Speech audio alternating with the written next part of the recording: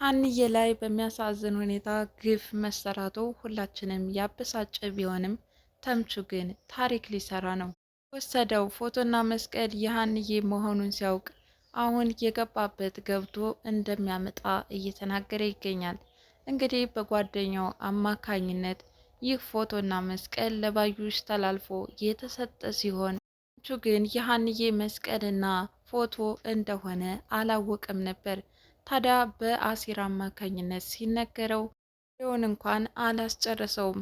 ታዲያ ወዲያውኑ ጓደኛው ጋር በመገናኘት የገባበት ገብቶ ፎቶውን ማምጣት እንዳለበት እየዛተበት ይገኛል።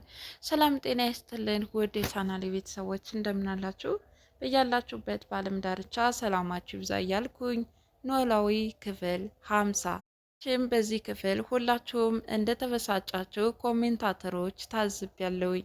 የሀንዬ ውጤት ለምን ተጭበረበረ? መቀየር አልነበረበትም?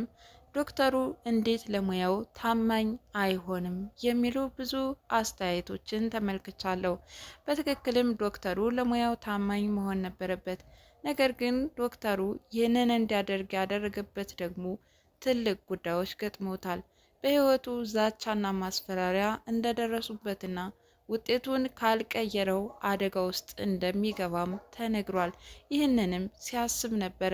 ታዲያ በዚህ ዛቻና ማስፈራሪያ ምክንያት የሀንዬን ውጤት ለመቀየር ተገዷል። ምንም እንኳን ዶክተሩ አስገዳጅ ነገር ቢገጥመውም ሙያዊ ግዴታውን መወጣት ግን ነበረበት። ታዲያ ሀንዬ በራስ መተማመን በትክክል 100% ልጃቸው የሆነችው ውጤቱ ሲነገር ግን መቀበል ነበር ያቃታት። ባዩሽ ሴራ ተጠልፎ የወደቀው ውጤት እርግብን ግን አስደስቷታል። ወይዘሮ ሜላትም ሀንዬ ልጅ ነኝ ብላ የተነሳችበት ታሪክ ሐሰት እንደሆነ ስትከራከር ስለሰነበተች እና አሁን በምርመራ ውጤቱ በትክክል ልጃቸው አይደለችም የሚል ሰነድ ሲወጣላት ከዚህ በፊት ስትናገራትና ስተንከለክላት ለነበረው ነገር ማረጋገጫ ሆኖላታል። እንግዲህ የእናት ሆድ በዚህ ልክ ልጃቸውን እየገፏት ይገኛሉ። ዞሮ ዞሮ ግን እውነታው ጋር መደረሱ አይቀርምና ወይዘሮ ሜላት ያኔ ምን ሊሰማቸው ይችል ይሆን? ብቻ ግን በዚህ ልክ እየገፏትና እያንገላቷት የመጣችው ልጃቸው እውነታው ጋር ሲደርሱ ጸጸቱን የማይችሉበት ደረጃ ይደርሳሉ። ጉዳይ ሁላችንም ሲያነጋግር የነበረው ፎቶና መስቀሉ በማን አማካኝነት ቢሰረቅ ነው ከባዩሽ እጅ ገብቶ አሁን እርግብ የተረከበችው የሀና ታሪክ እንዴት ሊሆን ይችላል ነበረ። ተምቹ ወደ ናሲር በመሄድ ተምቹና ሀና ሲያወሩት ስለነበረው ታሪክ ይሰማቸው ስለነበረ ምንድነው እየሰማችሁት ያላችሁ ከችኳ ጋር እያለም ጠይቆታል። ሀንዬ እህቴ እንጂ ችኪ አይደለችም እንደዚህ አይነት ነገር ስትናገር ሀንዬም እንዳትሰማህ ብሎታል። ምክንያቱም ሀንዬ ይህንን ከሰማች ልትርቀው ስለምትችል ማለት ነው። ታዲያ ፎቶና መስቀሉ በማን አማካኝነት እንደወጣ እዚህ ላይ ነው መረዳት የቻልነው። ተምቹ ፎቶና መስቀሉ በእርግጠኝነት የሀና ነው እንዴ እያለ ሲያጣራውም ነበር። አዎ የሀና ነበር፣ ግን በማን አማካኝነት ባዩሽ ጋር እንደደረሰና እርግብ እንደያዘችው ሙሉ በሙሉ የሀንዬን ታሪክ ዘርፋ ታሪኬ ነው እንዳለችም ይነግረዋል። የምርመራ ውጤቱ ሀንዬ ልጃቸው እንዳልሆነች የሚናገር ሰነድ እንደወጣም ለተምቹ ይነግረዋል። ተምቹ ወሬውን አላስጨረሰውም፣ ወዲያውኑ ነበረ ቁጭ ብሎም የሰጠበትን አጋጣሚ ሲያስታውስ ነበረ። ከዚህ በፊት ብር አስፈልጎት ከሰዎቹ ጋር ተነጋግሮ ለሻይ ብሎ ሲሰጠውና ፎቶና መስቀሉን ጓደኛው እንዳስተላለፈውም ያስታውሳል። ታዲያ ጓደኛውንም በመቅጠር የሰጠውህን ፎቶና መስቀል መልሰህ ታመጣለህ እያለው ይገኛል። ጓደኛው ግን የሚፈልጉትን ከወሰዱ በኋላ ከጨዋታ ውጭ እንዳደረጉት ይናገራል። ተምቹም ፎቶውን የገባበት ገብቶ ማምጣት እንዳለበት ዝቶበታል። ታዲያ የሀንዬ ፎቶና የመስቀሉ ጉዳይ እዚህ ደረጃ ድረስ ከደረሰ ወይዘሮ ባዩሽንም አይለቋትም ማለት ነው። ይሄ ጉዳይ የዶክተሩም ውጤቱን ያጭበረበረበት ነገር ከህግ አካል መድረሱ የማይቀር ነው። ደስተኛዋና ትሁቷ ሀንዬ በዚህ ልክ ግፍ ቢሰራባትም እሷ ግን አባቷ ይዳንላት እንጂ ሌላው ነገር እንደማያስጨንቃት ትናገራለች። አያቷ ወይዘሮ አስቴር ግን የሀንዬን የምርመራ ውጤት በፍጹም አልተዋጠላቸውም። ልጃቸው የምትመስላቸው ሀንዬ እንጂ እርግብ አይደለችም እያሉ ይገኛሉ። ቢሆንም ግን ምናሴ ከምርመራ ውጭ በምን ልናረጋግጥ እንችላለን? የመጣውን መቀበል ነው ያለብንን። ደግሞ ሰላምና እርግብ ነው የሚመሳሰሉት። ሀንዬ ግን ጸባይዋ ለየት ያለ ነው እያለ ነው። ወይዘሮ አስቴርም አዎ የሀሴት ጸባይ ከሁላቸውም ለየት ያለ ነው፣ ቢሆንም ግን እርግብ ናት ብዬ ለመቀበል እቸግራለሁ እያሉ ይገኛሉ። ሰላምዬም በውጤቱ በጣም ነው የተናደደችው። ሀንዬን እህታቸው እንደምትሆን ስትጠብቅ ስለቆየች አሁን እርግብ ናት እንጂ ሀንዬ እህታቸው አይደለችም ብትባልም ቢሆንም አሁንም ሀንዬ እህቷ እንደሆነችና መወለድ ቋንቋ ነው፣ በቃ ከዚህ በኋላ ከጎንሽ አለው፣ መቼም ቢሆን ልለይሽ አልችልም በማለት ቃል ገብታላታለች። እንግዲህ የሚወዷት ሀና እህታቸው አይደለችም ብትባልም ሰላም ግን አሁንም የእህትነትን ጥግ እያሳየቻት ትገኛለች። በዚህ ደግሞ ሀንዬም በጣም ደስተኛ ናት። ጎኔ ስላለሽልኝ በጣም አመሰግናለሁ እያለቻት ትገኛለች።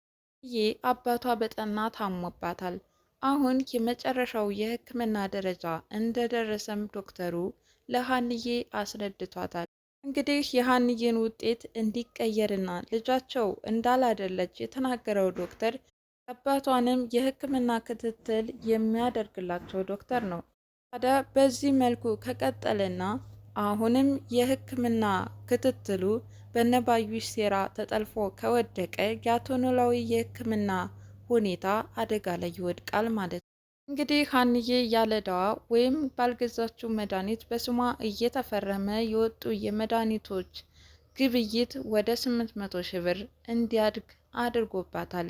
ታዲያ በዚህ መልኩ ከቀጠለ ሀንዬስ የማትወጣ ወዳ ይከታት ይሆን? ወይዘሮ አስቴርም የምርመራ ውጤቱን ከሰሙ በኋላ እዛ ቤት መዋል ማደር አልፈለጉም። ሀንዬ በጣም ነበረ ያሳዘነቻቸው።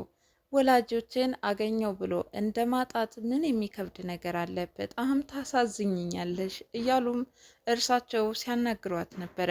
ሀንዬ ግን ምርመራው መደረጉ እውነታውን ለማወቅ እንጂ በእኔ ህይወት ላይ ግን ቅንጣት ለውጥ አያመጣም፣ ምክንያቱም መስዋዕትነት ከፍሎ እያሳደገ አባት አለኝ እያለች ነው ብሩሃና አስተዋይዋ።